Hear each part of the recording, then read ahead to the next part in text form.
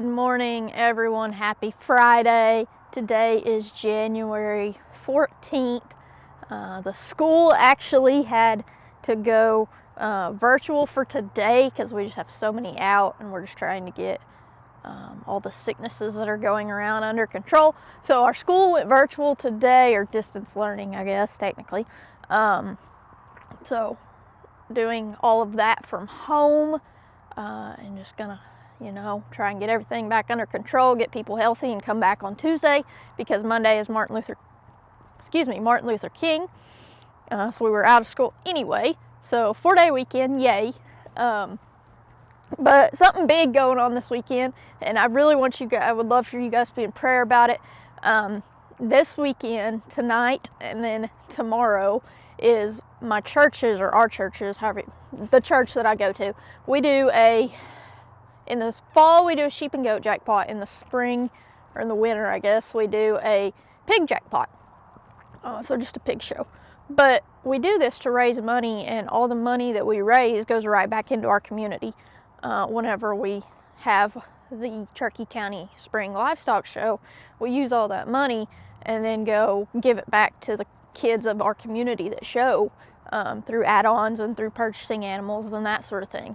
So tonight we do a doubleheader pig show in the spring, winter, in January. So tonight we start that. We've got a show tonight, and then it'll be a late night tonight, and then get up bright and early and do it all again tomorrow. But if you can just be in prayer for that, we will just have good numbers, and that we will raise money that can go back into our community, and then that people will come to know Jesus. Because at every show that we do, we have a devotion. Those of you that have been around Next Gen long enough have seen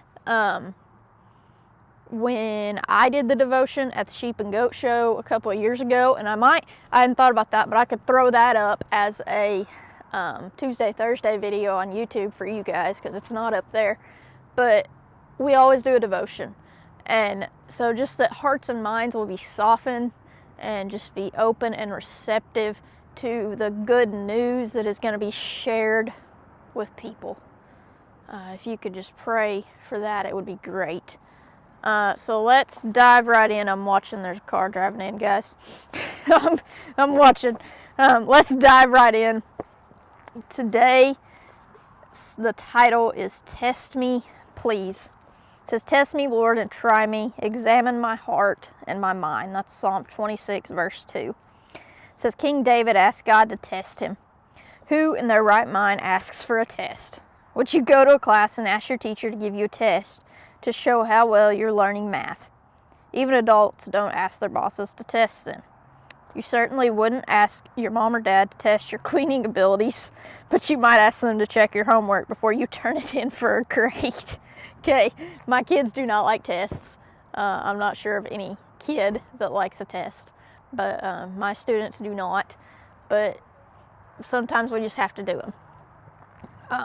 Just to, as a comprehensive, are you grasping this sort of stuff? And so we have to do tests, but even then, if you're if you're not a good test taker, maybe testing gives you like anxiety, or you can't, like, you're not a good test taker. Then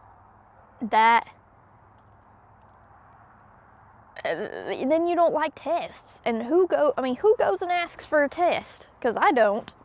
It says, well, David had been serving the Lord, but his life was getting pretty tough. So he asked God why life was so hard when he was faithfully serving God.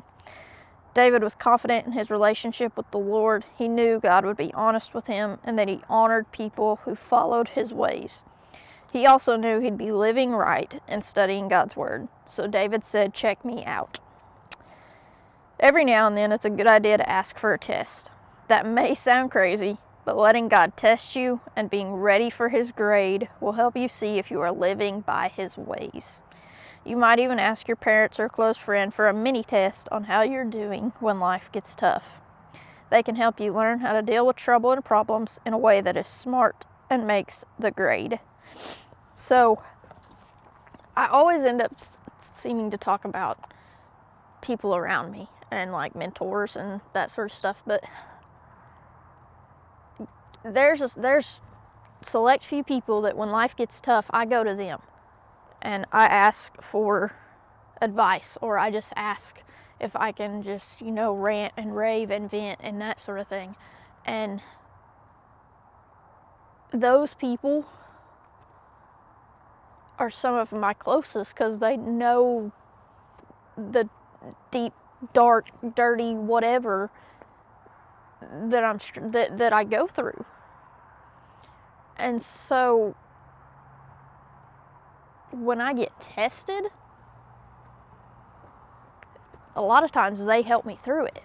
When stuff comes my way and stuff is thrown my way as a test, a lot of times they will help me through it. How often do we call on God to help us through those times?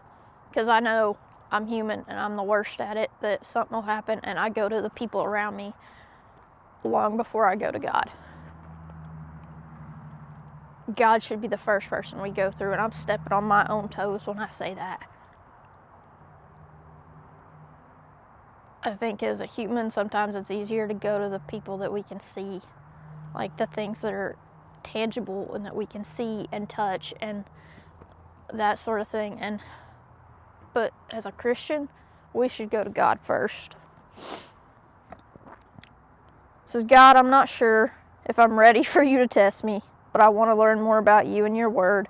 So when life is hard, I will turn to you and continue to follow your ways.